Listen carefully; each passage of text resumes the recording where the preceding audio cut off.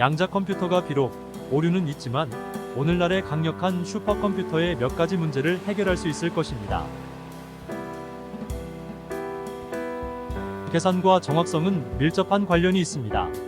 하지만 IBM과 UC 버클리 사이의 새로운 협업은 자석 물질의 동작을 이해하는 것에서부터 신경망이 동작하는 방식, 정보가 소셜 네트워크를 통해 어떻게 확산되는지 모델링하는 것에 이르기까지의 까다로운 문제를 해결하기 위해 반드시 완벽함이 필요한 것은 아님을 보여주었습니다.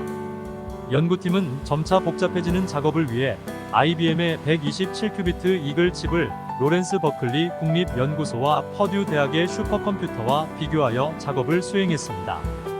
더 쉬운 계산을 통해 이글은 매번 슈퍼컴퓨터의 결과를 일치시켜서 노이즈가 있더라도 양자 컴퓨터가 정확한 응답을 생성할 수 있음을 제안했습니다.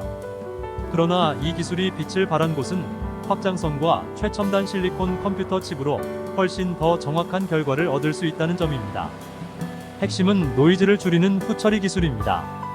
큰 그림을 보는 것과 마찬가지로 이 방법은 각 브러쉬 스트로크를 무시하고 그림의 작은 부분에 초점을 맞추고 작품의 일반적인 요점을 포착합니다.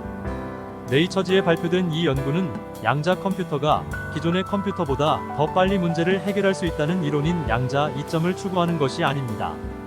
오히려 그것은 오늘날의 양자 컴퓨터가 불완전해도 예상보다 더 빨리 과학 연구의 일부가 될 수 있다는 것을 보여줍니다. 즉, 이제 양자 효용의 영역에 진입했습니다. IBM 퀀텀의 티어리 오브 퀀텀 알고리즘 그룹의 수석 연구원이자 관리자인 크리스탄 테메 박사는 이 작업의 핵심은 이제 이글의 큐비트 127개를 모두 사용하여 상당히 크고 깊은 회로를 실행할 수 있다는 것입니다. 그리고 그 수치는 정확하게 나옵니다. 라고 말했습니다. 휴대폰이나 노트북에서 실행되는 일반적인 실리콘 기반 컴퓨터 칩과 유사하게 양자 컴퓨터는 비트라는 데이터 패킷을 사용합니다. 다른 점은 고전적인 컴퓨터에서 비트는 1 또는 0을 나타냅니다.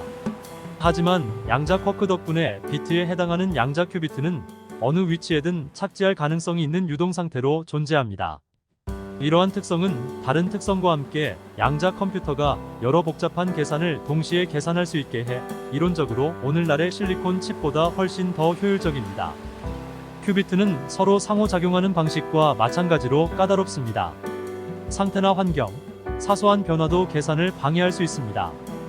양자 컴퓨터의 모든 잠재력을 개발하려면 자체 오류를 수정할 수 있는 장치가 필요합니다. 라고 웬딘과 바이랜더가 말했습니다.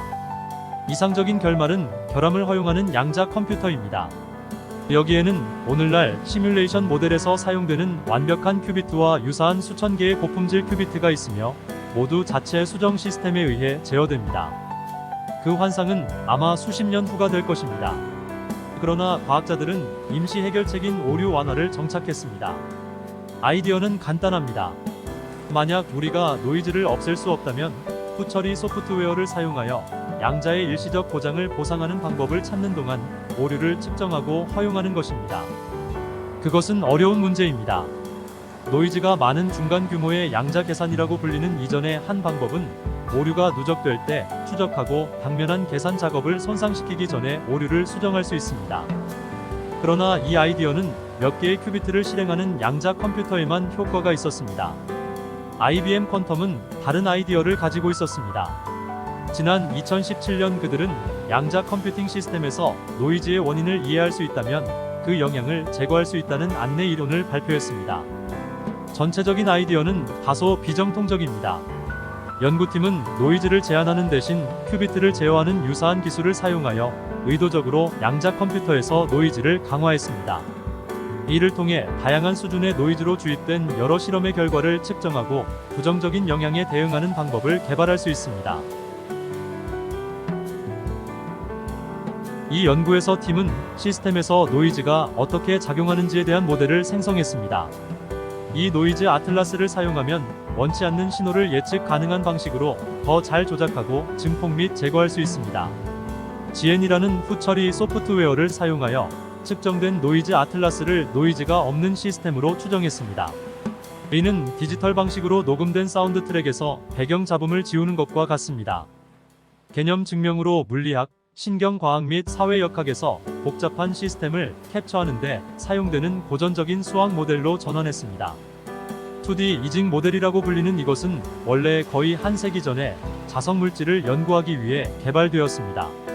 자성물체는 큐비트와 비슷합니다. 나침반을 상상해 보십시오. 나침반은 북쪽을 가리키지만 여러분이 어디에 있는지에 따라 어떤 위치에 착륙할 수 있습니다. 즉, 그들의 최종 상태를 결정합니다. 이징 모델은 각각의 회전이 이웃에 영향을 미치는 나침반 격자를 모방합니다. 각 회전에는 위 또는 아래의 두 가지 상태가 있습니다. 원래 자성 특성을 설명하는 데 사용되었지만 이징 모델은 생물학적 신경망 및 사회역학과 같은 복잡한 시스템의 행동을 시뮬레이션하는 데 널리 사용됩니다. 또한 이미지 분석에서 노이즈를 제거하고 컴퓨터 비전을 강화하는 데 도움이 됩니다. 이 모델은 규모 때문에 까다로운 양자 컴퓨터에 적합합니다. 나침반의 수가 증가함에 따라 시스템의 복잡성은 기하급수적으로 증가하고 오늘날의 슈퍼컴퓨터의 능력을 빠르게 능가합니다. 초기 테스트는 먼저 슈퍼컴퓨터의 능력 내에서 잘 회전하는 작은 그룹에 초점을 맞췄습니다. 결과는 오류 완화 소프트웨어를 사용하여 이글 양자 프로세서의 성능에 대한 벤치마크를 제공함으로써 두 가지 모두 적합했습니다. 즉, 오류가 있더라도 양자 프로세서는 최첨단 슈퍼컴퓨터의 결과와 유사한 정확한 결과를 제공했습니다. 다음 테스트를 위해 계산의 복잡성을 높였고 결국 이글의 127큐비트와 60개 이상의 다른 단계를 사용했습니다. 처음에는 정확한 답을 계산하기 위한 속임수로 무장한 슈퍼컴퓨터가 양자 컴퓨터를 따라잡았고 놀랍게도 비슷한 결과를 내놓았습니다. 이러한 큰 문제들에 대한 양자와 고전적인 계산 사이의 일치 수준은 개인적으로 꽤 놀라웠습니다. 라고 IBM 퀀텀의 연구 저자 앤드류 에딘스 박사가 말했습니다. 그러나 복잡성이 증가함에 따라 고전적인 근사 방법이 흔들리기 시작했습니다. 한계점은 문제를 모델링하기 위해 큐비트를 68로 다이얼했을 때 발생했습니다. 여기에서 이글은 127큐비트까지 확장하여 슈퍼컴퓨터의 능력을 넘어서는 답변을 얻을 수 있었습니다. 결과가 완전히 정확하다는 것을 증명하는 것은 불가능합니다. 그러나 이글의 성능이 슈퍼컴퓨터의 결과와 일치하기 때문에 이전 시험에서는 새로운 답이 맞을 가능성이 높음을 시사합니다. 이 연구는 여전히 개념 증명입니다. 후처리 소프트웨어인 GNE가 127큐비트 시스템의 오류를 완화할 수 있음을 보여주지만 솔루션이 확장될 수 있을지는 여전히 불확실합니다. IBM의 1121큐비트 콘도르 칩과 최대 4158큐비트의 유틸리티 스케일 프로세서 파이프라인이 포함되어 있으므로 오류 해결 전략은 추가 테스트가 필요할 수 있습니다. 전반적으로 이 방법의 강점은 속도가 아니라 규모에 있습니다. 양자 속도 향상은 기존 컴퓨터보다 약 2~3배 더 빨랐습니다. 이 전략은 강력한 기계를 활용하기 위한 임시 해결책으로 오류를 모두 수정하는 것이 아니라 오류를 최소화하는 전략을 추구함으로써 단기적이고 실용적인 접근 방식을 사용합니다. 웬딘과 바이렌더는 이러한 기술은 양자 컴퓨팅 연구를 넘어 유용한 양자 이점을 제공하고 진정한 내결함성 양자 컴퓨팅을 위한 길을 열 수 있는 응용 프로그램을 제공함으로써 기술, 제어 시스템 및 소프트웨어의 개발을 주도할 것이라고 말했습니다. 비록 아직 초기 단계지만 양자 프로세서가 기존 컴퓨터의 범위를 훨씬 벗어난 물리적 시스템을 에뮬레이터 할 수 있는 더 많은 기회를 예고합니다. 세계 경제 소식을 빠르게 전해드립니다.